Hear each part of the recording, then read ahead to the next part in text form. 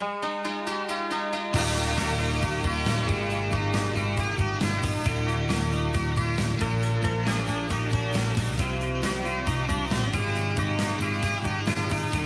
wrap up with exercise real quick. Yeah, coming back, we got David Knight from the Wiseman Family Practice here with DeeandAbby, and man, we are halfway through the preventative 10. Okay. So exercise. What do I like? Well, it depends on what you want to do. If you're looking at aerobic metabolism, I won't go into the citric acid cycle. It's a very boring conversation. But if you want to burn fat, more of an aerobic conversation or aerobic exercise. I use perceived exertion. 1 of 10 is what we're doing right now. We can do this all day long. Zone 2, baby. Yes. And so 10 of 10 is about to vomit. Think 400-meter repeats on a track. Pretty miserable. You will build performance and learn to clear out lactic acid. I did it for years. Yeah. In my SMU Mustang days. Love it. Hurling after the third one, and you had 7 more to go. Oh, that was naughty. Painful. Nasty. Oh, that's painful. So if you want to burn fat as fuel, you want to increase aerobic capacity. Well, I say the high end of aerobic, just below lactic threshold, a perceived exertion of about 6.5 or 7 of 10 for 30 to 45 minutes. Where you got to beat a sweat, you know you're working. If we're out running together, we can chat in broken sentences because we got to get back to breathing. So that's exercise. That is a key thing for building muscle, driving a metabolic rate up, decreasing fat, and improving your body composition. So we've done food, water, skin, teeth, sleep, exercise. And weight, keeping a healthy weight. Weight, We're talking about BMI. BMI is a tool to use. Yeah. It's going to be height versus weight, so it's not necessarily.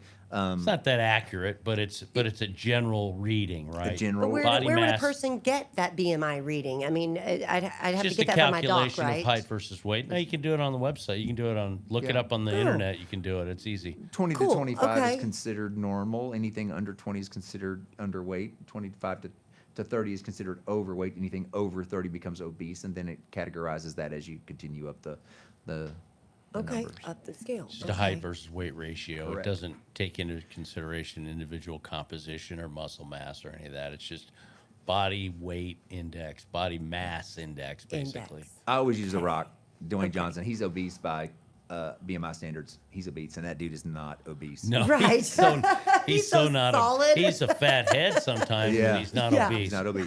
Yeah. That's Right. That is correct. So then weight, of course, that weight's pretty self-explanatory. We're kind of covering it right there, keeping a healthy weight. The composition matters. We were just talking during the break about women who are anorexic or bulimic or really hardcore endurance athletes that lose so much fat composition they can't maintain a menstrual cycle. They can't carry a baby. It's just the difference between a man and a woman.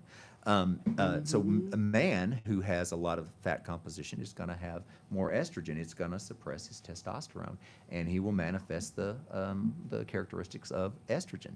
It's the difference between a man's body at 25 and 65. Testosterone. We look different at that age. Yeah. So, sunlight. Now this is a big one. We are Sunlight. a Made solar. the top 10. Yeah, solar panel. We are a solar panel. Now I don't want you to get skin cancer. So what we want to see is maybe 7 to 9 minutes, a couple times a week. You need to have about 40% of your skin exposed. And once your skin kind of turns pink, you have that nitric acid, capillaries dilate. Which is easy for you and I. We share the same barber, so it's easy for us The baldies, to get a little y'all. bit 8 to 10. Got to cover that head. That's exactly Walk right. around more the of a yard. percentage. Walk around the yard with the dogs without my hat on. I get my dose. Yes. And I've heard that we shower too much and that it takes some time for us to integrate that vitamin D through our skin that we've absorbed. And so that stop showering so much, people. Like if you've been in the sun, let it ride. Maybe shower tomorrow so that you can integrate all that you've absorbed. Well, we don't want sunburns. Right. And I do want to specify that. Yeah. Skin cancer is bad, so Yeah. we always talk about seeing a dermatologist every year. If you're Yeah. over 40 years old, I want you to see a dermatologist. At least at 40, it won't hurt anything more than your pride. You'll do the little catwalk for them, and they'll look you over. We look you over at physical Yeah, and if you got a exams. cute one, it's kind of fun, actually. So. I said that out loud. You're like, Strap my stuff here.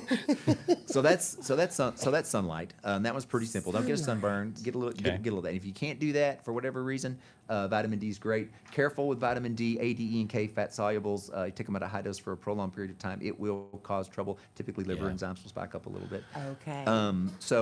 There's a lot of research on vitamin D for sure, especially during the pandemic. A lot of that surfaced that was, but isn't it true that your best primary source of vitamin D is natural sunlight? Period. That is the way we were designed. Absolutely. That is correct. Yep.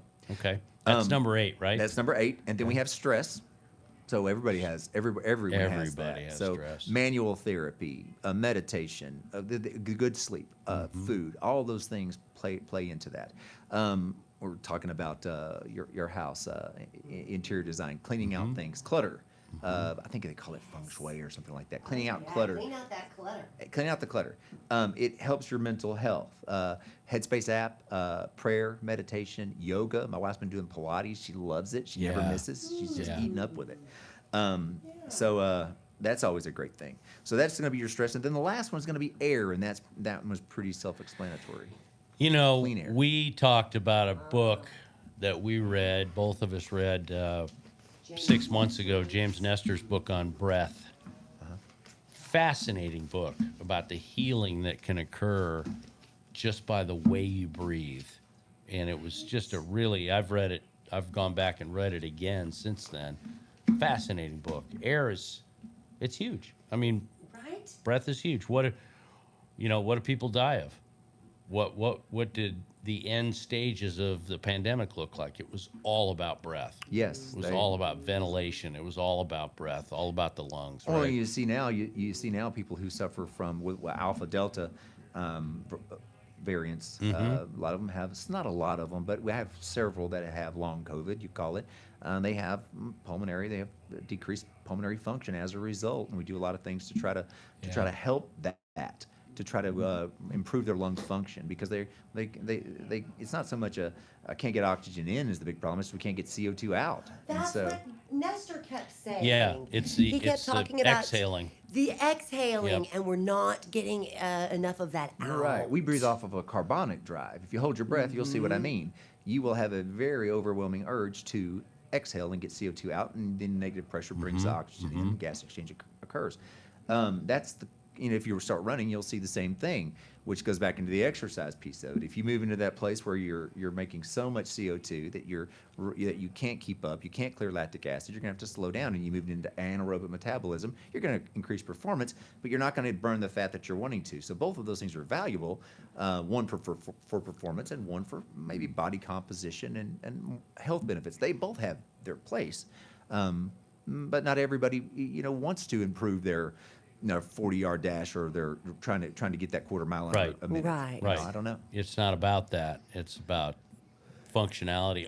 Feeling good. So we've gone through the 10 preventative, and again, these are in your parlance at Wiseman Family Practice. These are damn near prescription. I mean, these are prescribed to your patients. You talk them through preventative 10, and then as we didn't get enough time to talk about the pyramid, but maybe we'll have you back at some point. Yeah. And you can certainly find it at wisemanfamilypractice.com. There's a pyramid that talks about building off of those building blocks, right? And going up through all the way to the top of the pyramid, being treatment and surgery if necessary. But yes. But wellness as the foundation and the bottom, and all the things that you can do as a preventative to keep you from getting there. And you may prevent ever reaching the top of it if That's you right. can do the more functional base That's right. things that we talked about here today. Right, that's Yeah. my goal, to never get to the top of that pyramid Yeah, not if I get to the can. top of that pyramid.